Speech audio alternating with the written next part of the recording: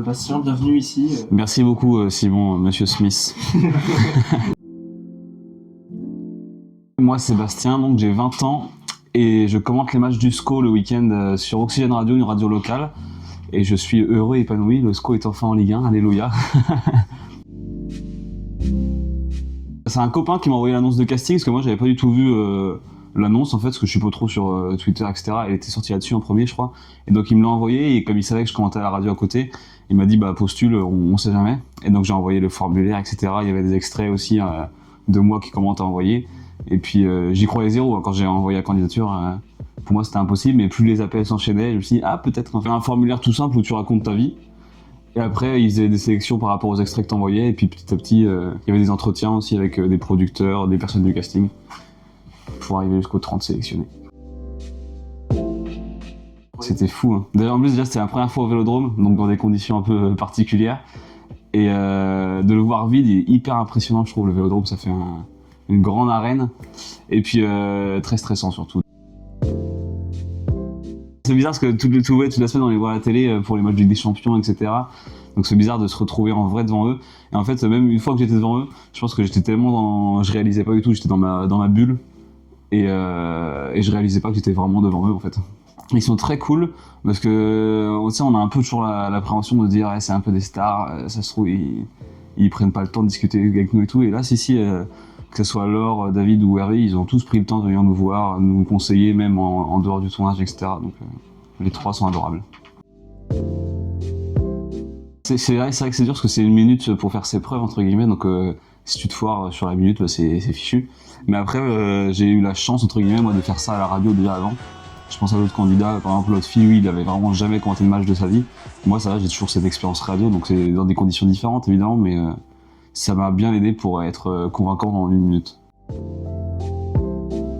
Le match que je voulais, oui et non, parce qu'il n'y en a pas un qui me plaît plus que d'autres, mais celui-ci, j'ai entre guillemets de la chance parce que je l'avais vu en direct en fait déjà au moment où ça s'est passé, le 4-0 PSG Barça, je l'avais vu devant ma télé, donc c'est un match où j'avais beaucoup de souvenirs. Et puis le but, enfin, ça aurait pu être le but de Cavani ou un autre but sur ce match-là. Ça aurait été trop bien aussi parce que les 4 buts, tous les vrais fans de foot s'en souviennent, donc je suis content du match que j'ai tiré. Ouais. Non, enfin en fait j'y pensais pas trop parce que ce qui est dur avec la première épreuve c'est que on peut pas se jauger parce qu'on voit pas la prestation des autres candidats. Donc tu peux pas te dire ouais est-ce que j'ai été meilleur que lui ou moins bon que lui machin. Et donc c'était impossible de se jauger, donc au moment du délibéré quand David Ginola a dit mon prénom, ouais, c'était vraiment la surprise on va dire et j'étais refait. Ouais, bah c'est un peu le rêve de toutes les personnes qui veulent devenir journalistes sportifs, de voir les locaux de Canal et tout. Y a de quoi s'y perdre, franchement. C'est un vrai labyrinthe et c'est énorme. Puis ce qui est impressionnant aussi, c'est le nombre de personnes que tu croises. Tu croises plein de monde. C'est une vraie usine avec plein de couloirs, etc. On pourrait s'y perdre. La première épreuve où j'ai vu les candidats commenter, c'était dans le multiplex. Et moi, j'étais tombé dans le multiplex avec Arnaud.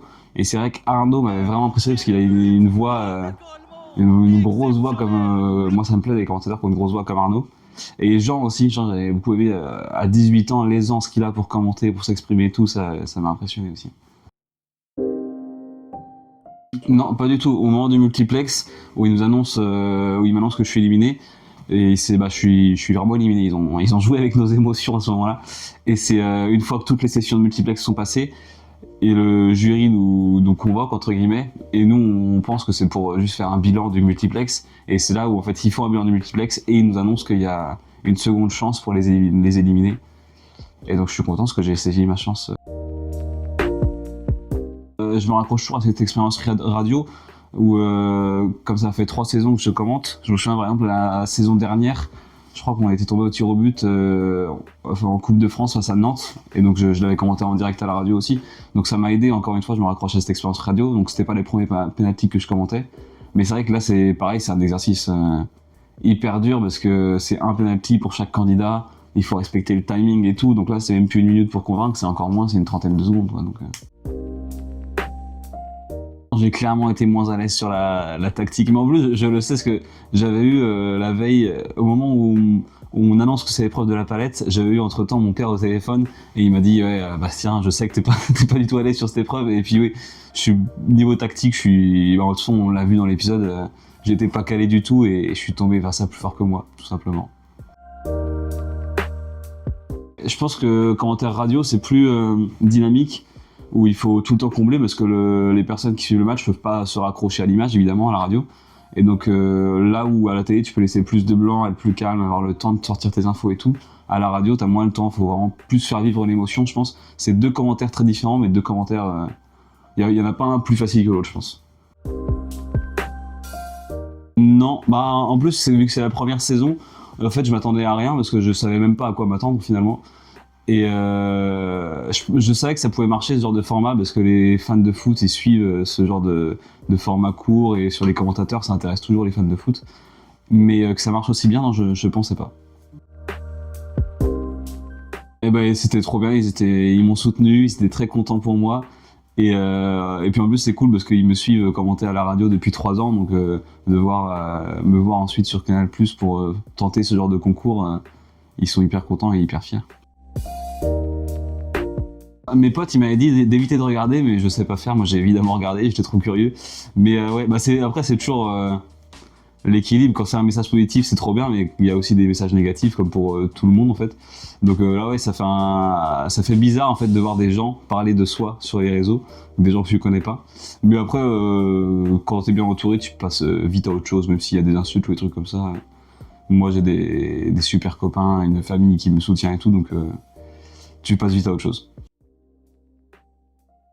Non, j'ai rien de concret pour le moment, il n'y a pas un contrat qui est arrivé comme ça sur la table, mais c'est sûr que ça donne pas mal de contacts, ça élargit mon réseau, donc ça portera forcément ses fruits à un moment donné, peut-être pas à court terme, mais peut-être à long terme, donc pour le moment non, ça m'a pas apporté de partie pro on va dire, mais plus tard je pense que oui. Ouais, avec Canal et puis avec les autres candidats évidemment, on garde beaucoup contact, on est même tout le temps en contact quasiment. Je pense que ce serait Thierry Henry. Rien que pour la touche d'humour, à chaque fois qu'il arrive à mettre, il y a moyen de se marier, je pense, de commenter des matchs avec Thierry Henry. Non, je pense pas. Je pense que j'y participerai pas. Je vais pas faire ça indéfiniment. C'est venu un peu au hasard en fait. Quand j'ai commenté mon premier match, c'est là que je me suis dit en fait ça me plaît vraiment ce truc et j'aimerais bien en faire mon métier. Et j'aimerais bien en faire mon métier parce que j'aime bien véhiculer les émotions. Moi qui suis très émotif, ça permet un petit peu à travers le micro de faire vivre les émotions à d'autres gens, et c'est ça que je kiffe.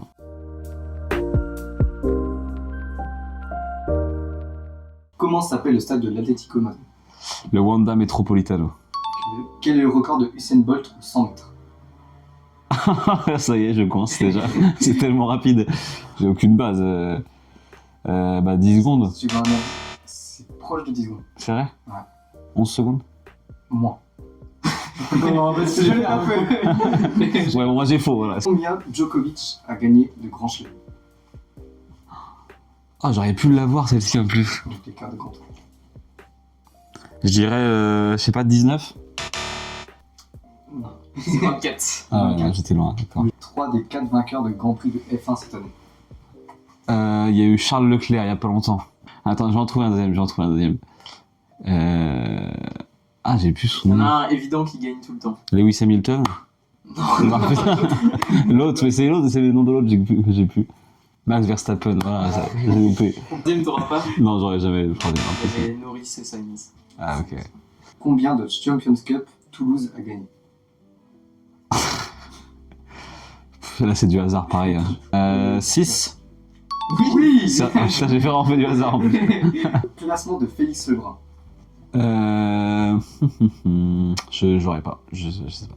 Oh, on va dire qu'au tennis de table, Félix Lebrun, il doit être, je sais pas, 6ème mondial?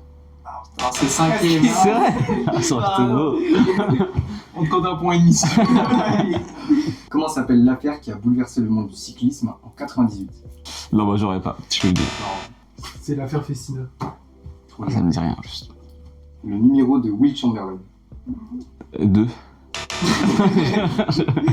Numéro 13. Et ça, c'est les questions trop dures. C'est une question. Là, c'est chaud. Ah, après, je suis pas un exemple du tout. Hein. En culture sport, j'ai pas grand chose. Donc, tu connais mieux le foot. Ouais. On va le voter. Hervé Matou, s'il voit ça, il va pas être content. Alors, le record du saut à la perche de Duplantis à 3 cm près. Saut à la perche. Attends, j'essaie de visualiser un peu. C'est quoi? C'est 3 mètres? Un peu plus.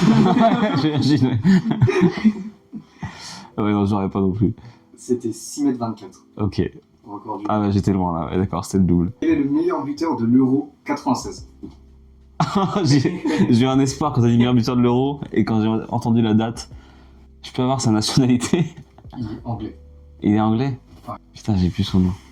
Il a joué à Newcastle, non? C'est ça. Oui. Ouais. Chez Scherer, un truc comme ça. C'est ça. Voilà, exactement. Alain Shearer, ouais. voilà, là, une Bon, Scherer.